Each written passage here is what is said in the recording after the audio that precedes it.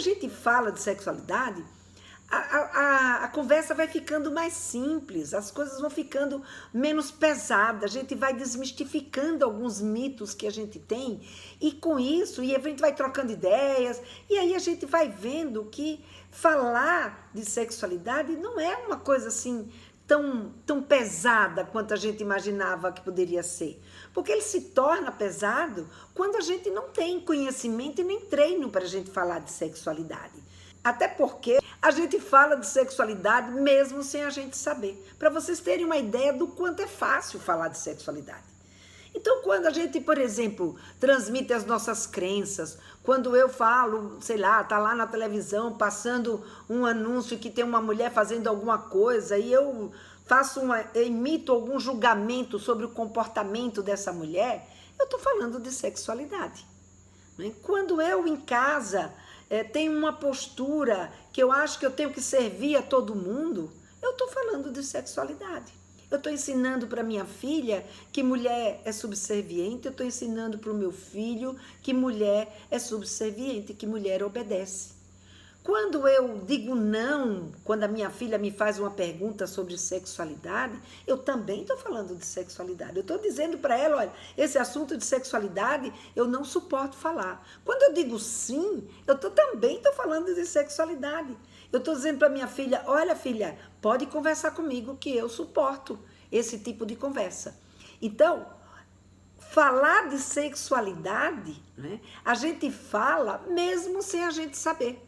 Não tem aquela história da gente ter que, sabe, montar toda uma estrutura para poder falar, ter um curso. Não, a gente fala naturalmente, está no nosso dia a dia, está na transmissão dos nossos valores, está na transmissão das minhas expectativas.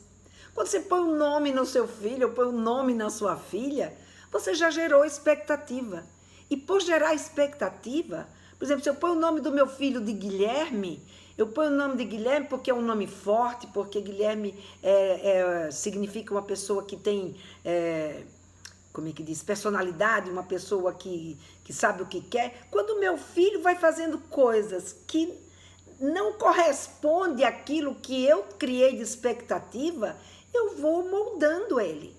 E quando eu moldo meu filho dentro desse seu papel sexual, eu estou falando de sexualidade. Se eu digo alguma coisa para ele e digo, isso aqui não é coisa de homem, eu estou falando de sexualidade. E se eu digo, isso é coisa de homem, ou isso é coisa de mulher, ou isso é coisa das pessoas, eu estou falando de sexualidade. A gente fala de sexualidade mesmo sem a gente saber. Agora, uma questão é a gente ter consciência daquilo que a gente está falando sobre sexualidade e aonde eu quero chegar com aquela conversa sobre sexualidade. Então, se eu vou falar de sexualidade com o meu filho, porque eu quero que o meu filho aprenda alguma coisa, né? Por exemplo, eu quero que ele aprenda a conhecer o corpo dele. Então, essa conversa é uma conversa consciente, é uma conversa que eu faço com ele, sabendo o que eu estou falando e aonde que eu quero chegar, o que é que eu quero ensinar para o meu filho. Essa conversa é que se torna um pouco mais difícil. É uma conversa que as pessoas, quando tomam consciência de que elas estão falando de sexualidade, elas acabam se travando, porque acha que isso talvez não seja uma coisa para aquele momento, para aquela hora, principalmente dependendo do tema que essa mãe resolva falar com seu filho a respeito de sexualidade. Então, por exemplo, se ela resolve falar de alguma coisa sobre sexualidade que ela julga que talvez ele não tenha aquela idade, mas ela tem necessidade de falar. Se ela tiver conhecimento sobre sexualidade, ela vai saber se é ou não é adequado falar aquele tipo de coisa, né? Então, não existe uma idade, existem temas que precisam serem falados. Porque a criança, desde pequena, ela vai criando demandas pra gente.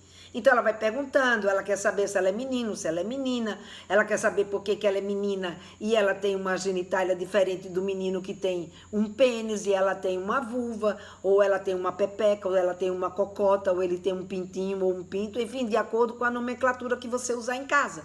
Isso não tem o menor problema. Então, o que importa aí é que a gente atenda à curiosidade da criança. Então, ela começa a fazer pergunta, a gente vai respondendo. Essas respostas vão depender de acordo com o que a criança é capaz de aprender.